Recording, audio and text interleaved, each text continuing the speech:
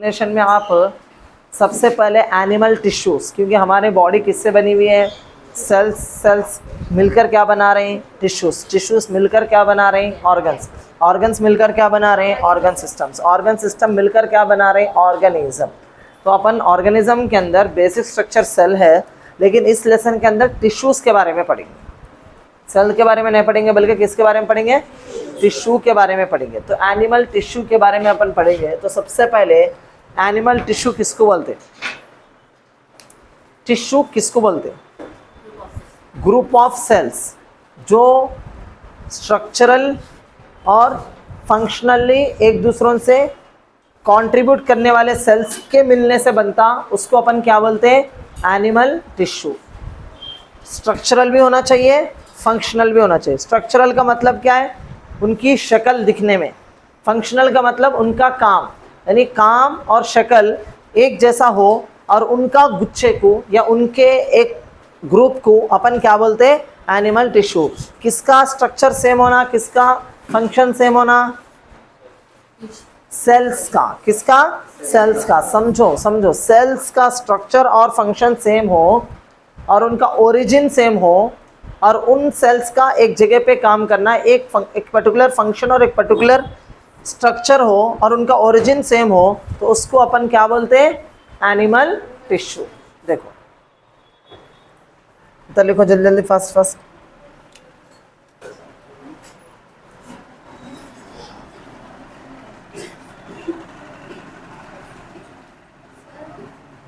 हाँ बेटे, हाँ ओवरव्यू, हाँ एनिमल किंगडम के लिए 3-4 पेज छोड़ लो। केवल तो उसमें वो भी बाकी है ना, क्या बोलते हैं, हाँ निमोनिक्स तो जगह ऑलरेडी छोड़ दी है ना। इसके लिए कल तो ओवरव्यू के लिए 1-2 पेज छोड़ दो बस, अगर उससे ज़्यादा लग रहे हैं तो अपन चिपका लेंगे।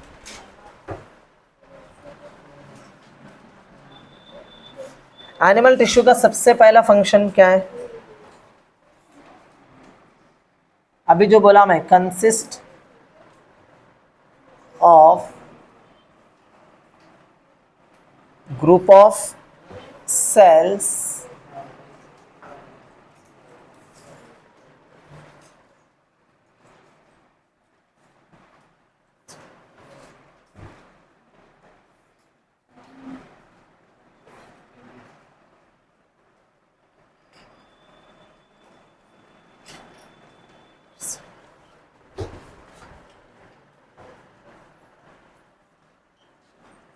substance।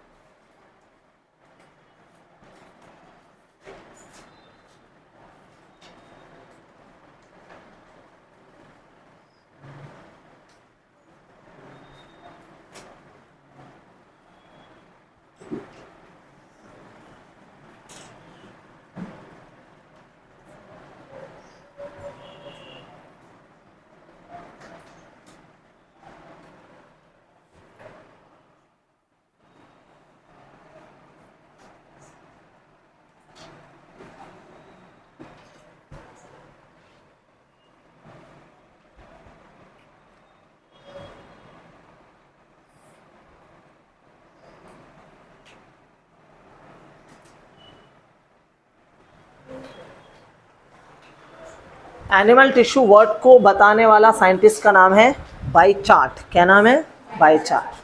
ठीक है, एनिमल टिश्यू से थर्ड इसका मतलब ये है, अच्छा एनिमल टिश्यू के बारे में जो ब्रांच डील करती है, उस ब्रांच को अपन क्या बोलते हैं, हिस्टोलॉजी।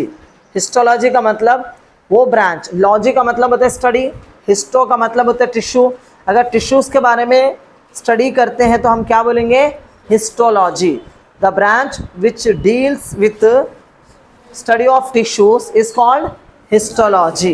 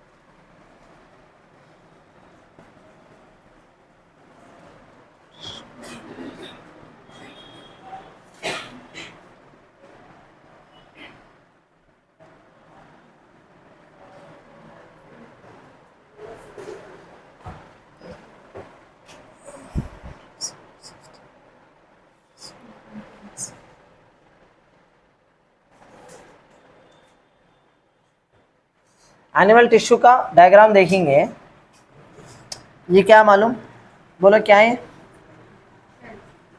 सेल्स है। एनिमल टिश्यू के अंदर ये सेल्स के साथ साथ इंट्रा सेलुलर सब्सटेंस रहता, क्या रहता, इंट्रा सेलुलर,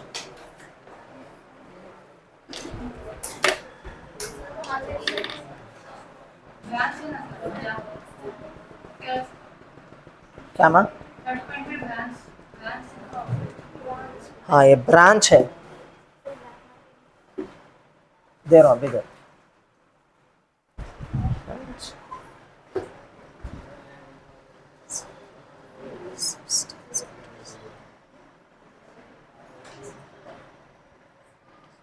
ये जो स्पेस है ना बेटे, ये स्पेस, जो स्पेस के अंदर जो मैं ब्लू कलर के डॉट्स भर रहा हूं, इसको बोलते हैं इंट्रा सेलुलर सब्सटेंस। क्या बोलते हैं,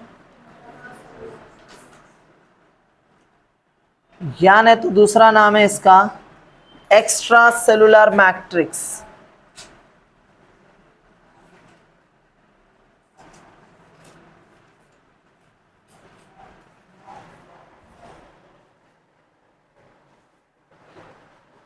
ये क्या है, ये एनिमल टिश्यू है।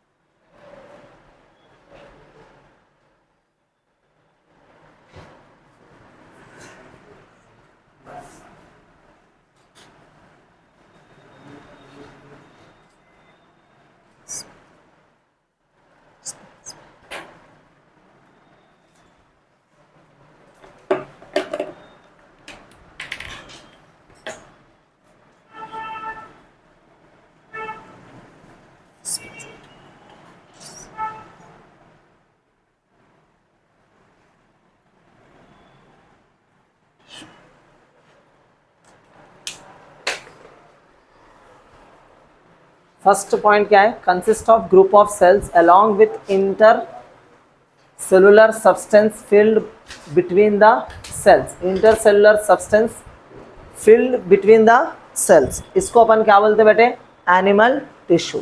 रुक जाओ, देख लो एक बार, समझो पहले, एनिमल टिश्यू किसको बोलते हैं। ये देखो एक बार दिख रहा आपको डायग्राम दिख रहा, ये सेल्स है बेटे, ये सेल्स है, सेल्स, ये सेल्स है। अब ये दो सेल्स के बीच में जो जगह है उसको क्या बोलते हैं, इंट्रा वर्ड यूज कर रहे हैं कि दो के बीच में, दो के बीच में। इंटर का मतलब किसी अंदर, किसी के अंदर रहा तो वर्ड क्या यूज करते हैं, इंटर। इंट्रा का मतलब दो चीजों के बीच में रहा तो उसको वर्ड यूज क्या करते हैं, इंट्रा। वर्ड इंपॉर्टेंट है, देखो ये इंपॉर्टेंट है, गौर से समझने की कोशिश करो।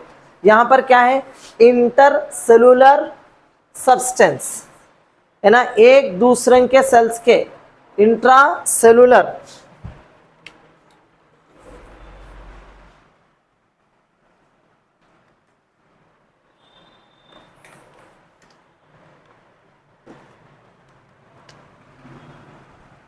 Intracellular substance filled between the cells, जो सेल्स के बीच में जो इंट्रासेलुलर सब्सटेंस है, जो ब्लू कलर में ड्रॉ करा मैं, उसका और एक नाम है एक्स्ट्रा सेलुलर मैट्रिक्स। इंट्रा मतलब दो सेल्स के बीच में, एक्स्ट्रा का मतलब सेल से बाहर वाली चीज, दोनों भी नाम उसी के हैं। इन दोनों चीजों को मिलाने से एनिमल टिश्यू बनता।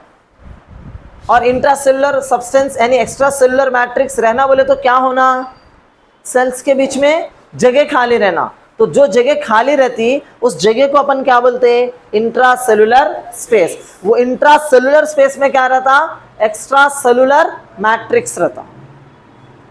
अब ये एक्स्ट्रा सेलुलर मैट्रिक्स और ये सेल्स दोनों मिला करके, या फिर सेल्स और इंट्रासेलुलर सब्सटेंस, इन दोनों को मिलाकर क्या कहेंगे, एनिमल टिश्यू। और इसको बताने वाले कौन थे, इस वर्ड को नाम देने वाले कौन थे, बाय चांट थे। The branch of science that deals with the study of animal tissues is called histology. समझ में आ गया। फर्स्ट स्लाइड में क्या डाउट है, बोलो इसमें कोई डाउट है, तीनों पॉइंट्स क्लियर हो गए। इंट्रा और इंटर में फर्क समझ में आ गया। यहाँ पर इंट्रा की बात चल रही, मतलब एक सेल और दूसरे सेल के बीच में जो भी सब्सटेंस रहेगा उसको अपन एक्स्ट्रा सेलुलर सब्सटेंस भी बोल सकते हैं, या फिर इंट्रा सेलुलर सब्सटेंस या एक्स्ट्रा सेलुलर मैट्रिक्स, दोनों का मतलब एक ही है।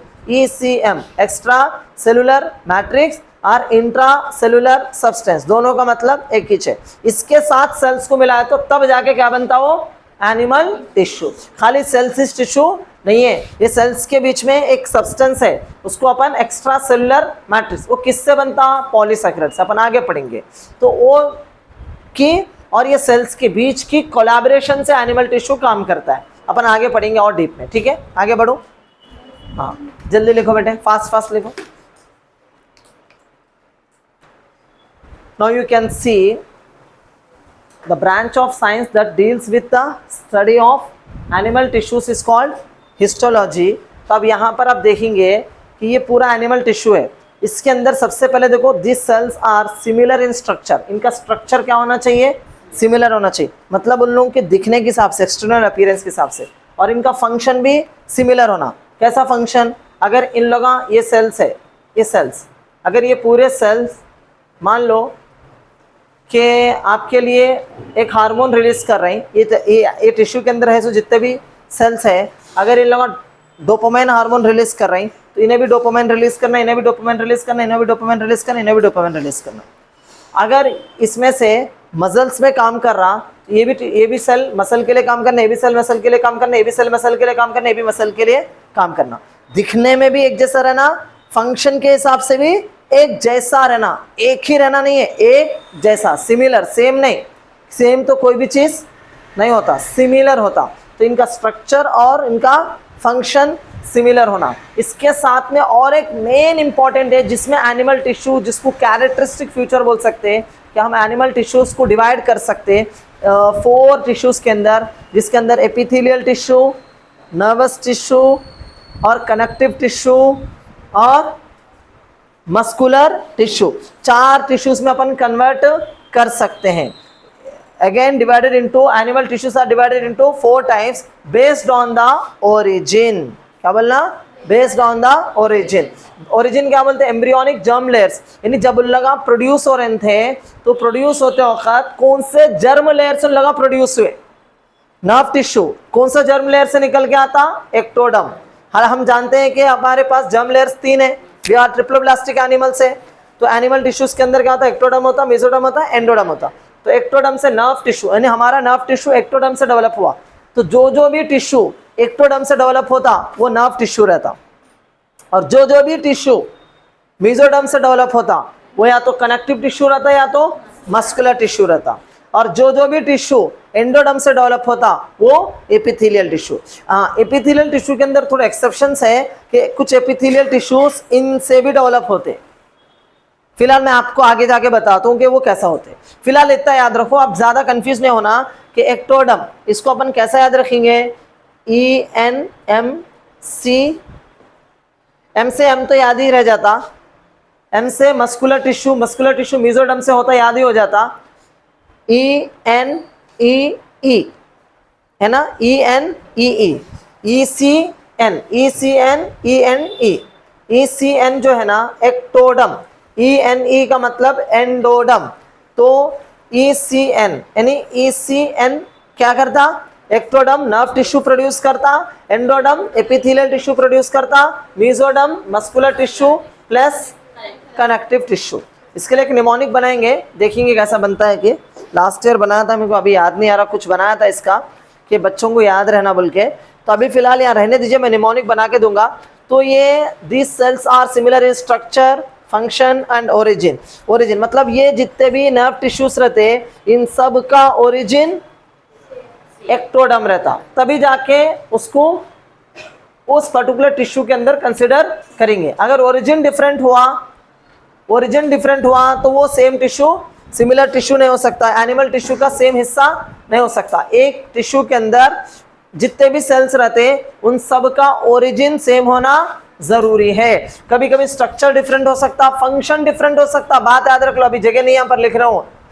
Structure may be different, function may be different, लेकिन ओरिजिन कभी भी डिफरेंट नहीं हो सकता। Origin is the characteristic feature of the animal tissue. Animal tissue होने के लिए ये शर्त जरूरी है, ये कंपलसरी है कि उनका ओरिजिन सेम होना।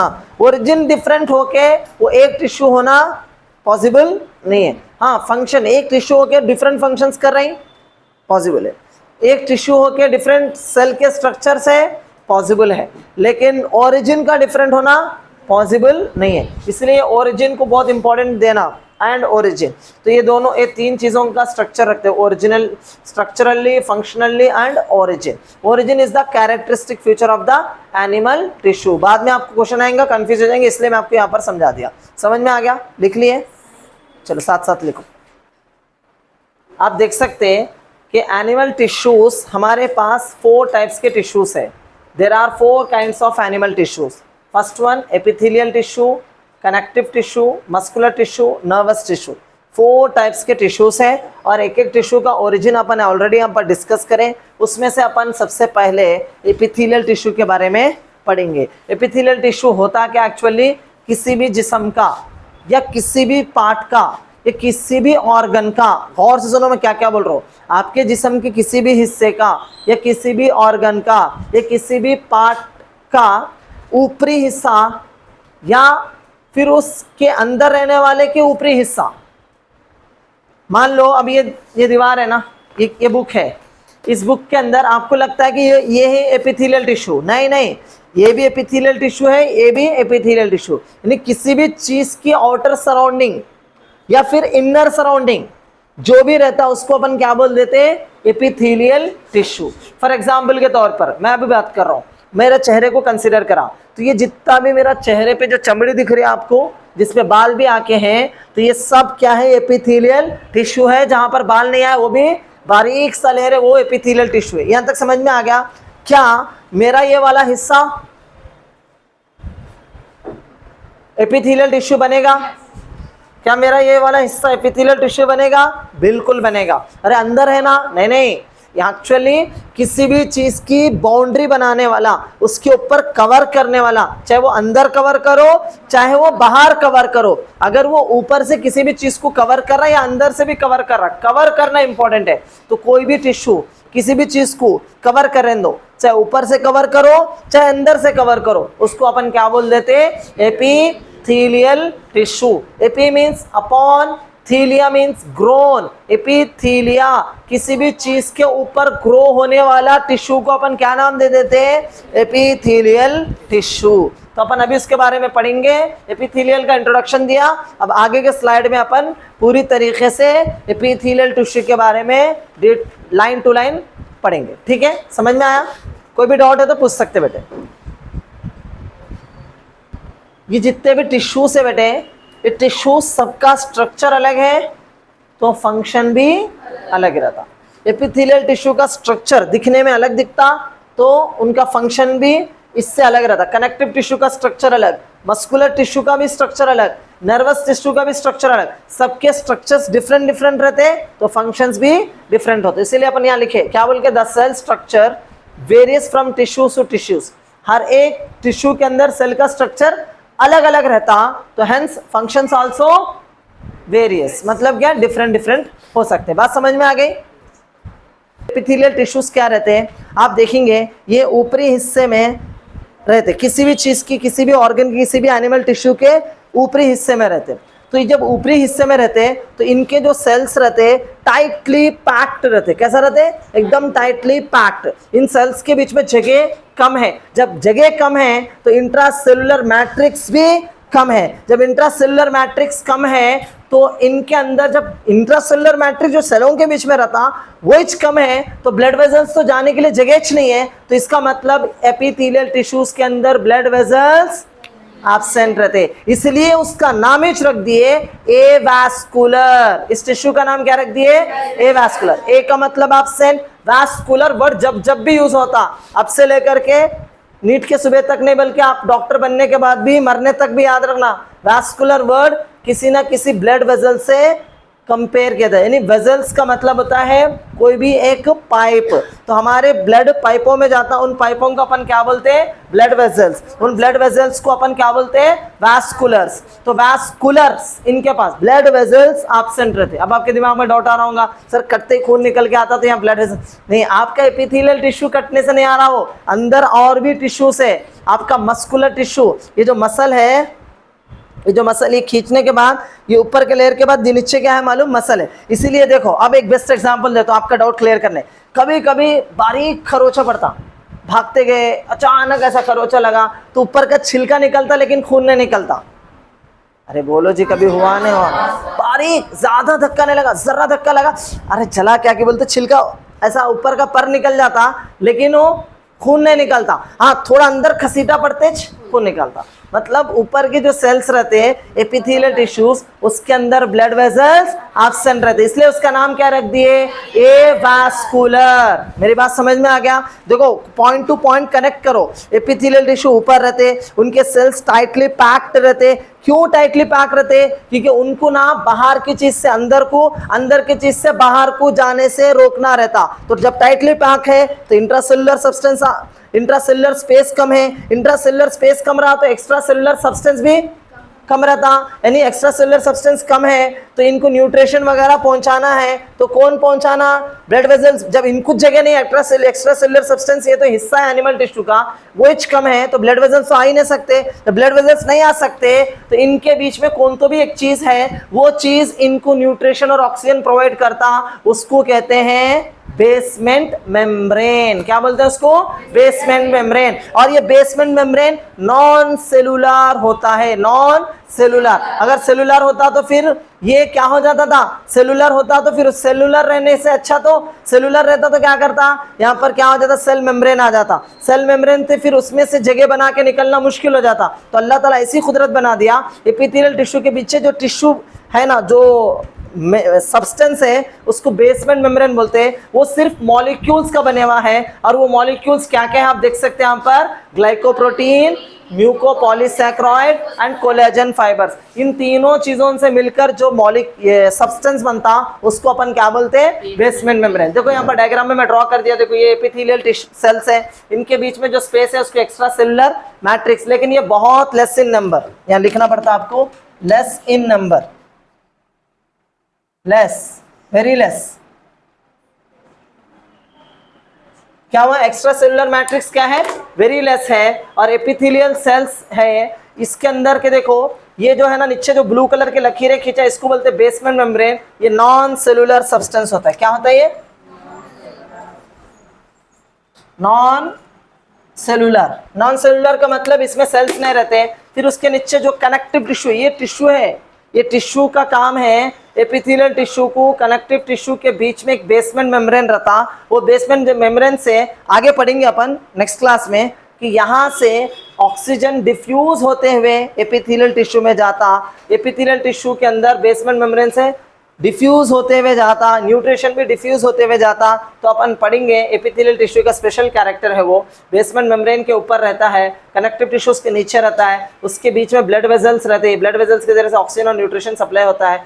अब इसमें क्या डाउट है, देखो मैं पूरे पॉइंट्स वैसे भी समझा दिया, 5 मिनट का टॉपिक है, समझने में आ गया। अब इसके पॉइंट्स अपन एक बार रिकॉल कर लेंगे। Epithelial tissue cells are compactly packed with very less intracellular space, hence extracellular matrix is very less in amount। सही समझ में आ गया, ये पॉइंट बोला था मैं। चलो next point, the cells of epithelial tissue rest on a membrane। ये खुद किसी ना किसी एक के ऊपर बैठते हैं लोग, किसी के ऊपर सेट होते या बैठते, इसलिए अपने खुद से इन लोग नहीं रहते, तो किसी ना किसी के ऊपर इनको बेस होना चाहिए, इसलिए इनके नीचे बेसमेंट मेम्ब्रेन है। The epithelial tissues membrane called basement membrane, जिसके ऊपर इन लोग बैठते हैं उसको बेसमेंट मेम्ब्रेन। अपना ये बिल्डिंग किस पे बना हुआ है, बेस के ऊपर ठहरा हुआ है, तो उसको बोलते हैं बेसमेंट मेम्ब्रेन। तो basement membrane is a non cellular, cells नहीं है इसके अंदर, it is made up of, देखो not made up of cells, rather it is made up of glycoprotein, mucopolysaccharides और कोलेजन फाइबर्स। इसका कुछ बनाए थे ना रे बच्चे, अपन कोई निमोनिक बनाए थे, गफूर आया क्या की बोला था भाई, चलो देख खैर आगे जाके आता था। Due to very less intracellular space, इसलिए मैं ये साल पूरा नोट्स तुम नोट करके रखना, एक एक पॉइंट समझ में आ रहा ना। मैं क्या क्या की बना के कल लास्ट ईयर बहुत इजी करके रखा था, लेकिन अब ये पूरी चीज़ें मैं भी भूल गया, आप भी भूल जाएंगे, इसलिए आप लोग हर चीज़ नोट कर लेना, और ये चीज़ को उठा के रखते तो हमेशा के लिए नोट्स काम में आता। Due to very less intracellular space between the cells the blood vessels can not penetrate, blood vessel जा ही नहीं सकते। पहले तो जो चीज़ रहती है एनिमल टिश्यू में उसी की कमी है, जगह नहीं रहने की वजह से, तो ब्लड वेजल्स कहाँ से घुस पाएंगे, नहीं घुस पाएंगे। जब ब्लड वेजल्स नहीं घुस पाएंगे तो ऑक्सीजन और न्यूट्रिशन का पहुंचना मुश्किल है, तो मुश्किल है तो क्या करते हैं लोग, डिफ्यूजन के जरिए से ऑक्सीजन और ब्लड वेजल पहुंचाते हैं। epithelial tissues lack blood supply and it is called avascular, okay। जब ब्लड सप्लाई नहीं हुआ इसका मतलब क्या होता, न्यूट्रिशन और ऑक्सीजन नहीं मिलता, तो किसके जरिए से मिलता, डिफ्यूजन के जरिए से। ब्लड जाता तो न्यूट्रिशन मिलता, ऑक्सीजन मिलता। हमारी पूरी बॉडी को न्यूट्रिशन और ऑक्सीजन किससे मिलता मालूम, ब्लड के जरिए से। ब्लड एकमात्र ऐसा टिश्यू है, हम कुछ भी खा लो, कुछ भी खा लो, मान लो मैं दवाई खा ले रहा हूँ, मेरे को दर्द यहाँ पर है, यहाँ पर, और मैं खा रहा हूँ मुंह में दवा, तो हल्क में से उतरा, पेट में जाया, गुड़ करा, थोड़ी देर गिर बल के फिरा, फिर उसके बाद एक लिक्विड बना, उससे एक केमिकल बना, वो केमिकल रिलीज हुआ मेरे इंटेस्टाइन के अंदर, फिर इंटेस्टाइन से निकल के ब्लड में गिरा, फिर वो ब्लड घूरते घूरते घूरते घूरते घूरते हार्ट में आया, फिर हार्ट से घूमते घूमते घूमते घूमते घूमते घूमते घूमते घूमते घूमते यहाँ आया, तब जाके आपको दर्द कम होता। समझ में आया ना। तो ये ब्लडिच है जो हमारे रिक्वायर्ड पार्ट तक किसी भी चीज को पहुंचाना है। तो ब्लड क्या है, एक कनेक्टिव टिश्यू है, ट्रांसपोर्ट टिश्यू है, किसी भी चीज को ट्रांसपोर्ट करना है। समझ में आया ना। आपको गुस्सा लाना है तो सबसे पहले एड्रेनलिन हार्मोन रिलीज हुआ आपके किडनी के ऊपर रहने वाला ग्लैंड के पास से, तो वो हार्मोन को सीधा लेके जाकर ब्रेन पे हिट करता और आप एकदम गर्म हो जाते और पूरे जिस्म में सब फैल जाता। गुस्से में जो चीज अपन नहीं कर, नॉर्मल टाइम पे जो काम नहीं कर सकता अपन गुस्से में, अपन एक मार में इसको तोड़ो बोलते नहीं तोड़ सकते। बात अगर तुम्हारा गुस्सा इतना ज्यादा है तो तुम इसको मार के भी तोड़ सकते, टूट जाता। बाज़ वक़्त होता है ऐसा, अरे क्या हुआ यार, वो इसको तो निकल ही गया है, एक मार में टूट गया भाई, बल्कि होता कभी अपने अब्बा के साथ भी होता, मेरे अब्बा के साथ तो बहुत होता था, तो मैं ऐसा देखा बोल के मेरे को याद है। तो याद है, तो ये मुश्किल होता बेटा एक्स्ट्रा। तो पूरी बॉडी में कोई भी चीज़ रिक्वायर्ड अमाउंट में पहुंचाना है तो कौन पहुंचाता, ब्लड। तो अब वो ब्लड ही नहीं जा सकता वहां पर, तो ब्लड नहीं जा सका तो क्या कर रहा उन्हें, डिफ्यूजन के जरिए से ऑक्सीजन और न्यूट्रिएंट्स को पहुंचा दे रहा। As epithelial tissues is vascular, lack blood supply, there is always present connective tissue below epithelial tissue. ये इंपॉर्टेंट मार्क पॉइंट याद रख लो, यहाँ पर बेसमेंट मेम्ब्रेन नहीं रहता, इसीलिए सॉरी यहाँ पर ब्लड वेजल्स नहीं रहते, इसीलिए हमेशा हर एपिथेलियल टिश्यू के नीचे कनेक्टिव टिश्यू रहना जरूरी है। अगर वो नहीं रहता तो ऑक्सीजन और न्यूट्रिएंट सप्लाई नहीं हो सकता, ठीक है। Hence cells of epithelial tissues get oxygen and nutrients from the connective tissue which is present below the epithelial tissue। इसीलिए उन लोग हमेशा epithelial tissue ऑक्सीजन और न्यूट्रिएंट्स लेते हैं कहाँ से, कनेक्टिव टिश्यू से, जो कि प्रेजेंट रहता एपिथेलियल टिश्यू के नीचे। कोई पॉइंट क्लियर नहीं हुआ इसमें से, each and every point clear हो गया, लिख लेना चाहिए नोट्स, उसके बाद मिट दे दो।